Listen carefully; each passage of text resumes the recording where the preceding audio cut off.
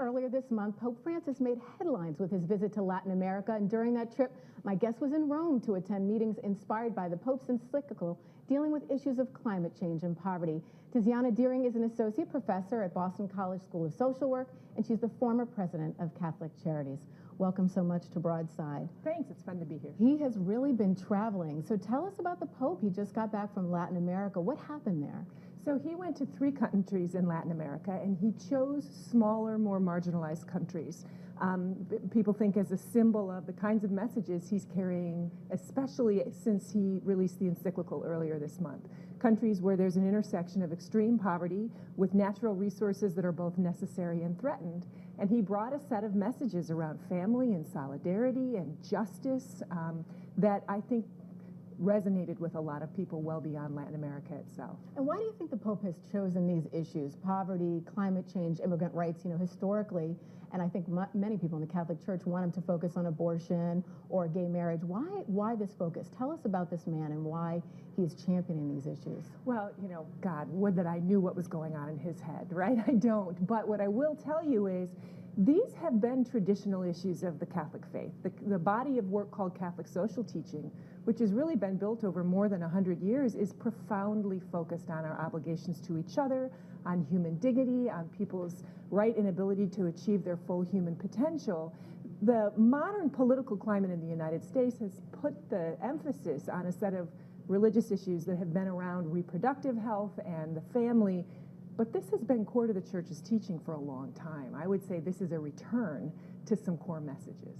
Now, the Pope is actually going to be doing he's going to be the first Pope to speak before Congress in September. What do you think he's going to say to Congress? Well, my guess, again, would that I were in his head and knew for sure, but he's been so consistent in his set of messages around our obligations to each other. This word that he uses, solidarity, comes up again and again and again, that you and I are related, interconnected, and interdependent. And economic policy, geopolitical policy, global policy have significant impact on people's ability to access resources. In the United States, we're such a major player in the global economic system, it's hard for me to imagine that, A, that speech and those speeches in Latin America weren't in part a setup for this next wave, and B, that he won't continue to carry those in his discussions here in the United States. Do you think that the Congress will embrace the Pope's message, because so much of it really looks at the heart of capitalism, both the pros and cons, and he would say that sort of greed and corporations are contributing to the climate as we know it, and the difficulties as well as poverty.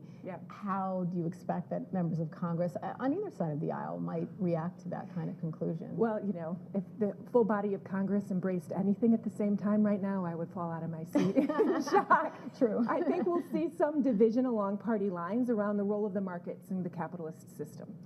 I think a lot of people who are uncomfortable with his messages about rampant consumerism or about an economy that is meant to work for the people and not for money makes people on the free market side of the continuum really uncomfortable. When that gets cast, as it sometimes does, as some sort of communist message, that's silly. It's actually possible to have a conversation about the role of the market in a larger human context without having to break down 1965 lines. So it will be interesting to see how that breaks out.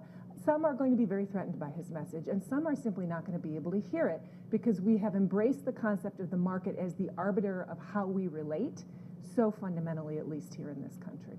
Tell us about the Pope. Tell us about the man. What might be we surprised to learn about him? Tell us a little bit about who he is. Well, he is, I think the one important thing for people to remember is he is the first Pope from Latin America.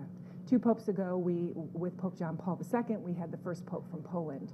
When somebody is the first representative of their country and their region, they bring that fundamental history with them, which I think is part of the reason that the Latin America trip was so exciting. There was a sense that you could see and hear in his speeches of him being home, him being with family, with people that he loved. But I do think the other thing that's remarkable and inspiring about this Pope is the sense that we all seem to be his family.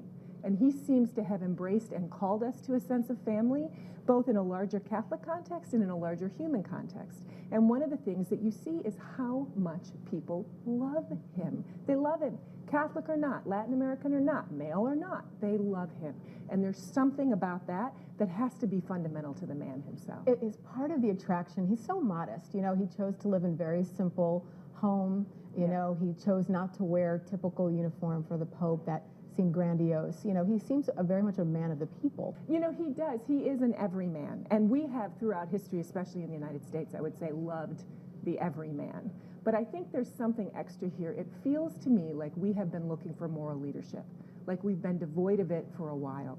And here comes somebody who unabashedly says, I am going to call you to a moral framework, and I'm going to live it first. I'm going to put myself at risk and in discomfort first, but then I'm going to invite you to join me. And I think that's actually part of his appeal beyond the Catholic context, is I think people are pretty hungry to be called to something that's more than themselves, and he seems to be living that and doing that. He's going to be meeting with Mayor Marty Walsh from Boston, yes. You know, who's going to Rome to talk with him about human trafficking and climate change. Yeah. You know, in fact, the Pope has a 55% approval rating. Only 6% have a negative image of him. He's doing better than a lot of politicians. What do you think they'll talk about?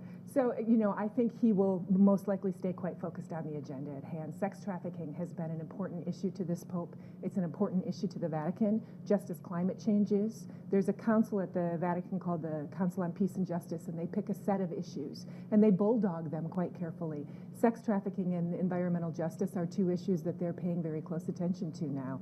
And he has the moral authority to call people to behavior and responsibility, and I think he will probably be quite focused with the mayors on the subject at hand. Very good. Thank you so much for joining us on Broadside, and it's great to get your perspective. Thanks. He's fun to talk about.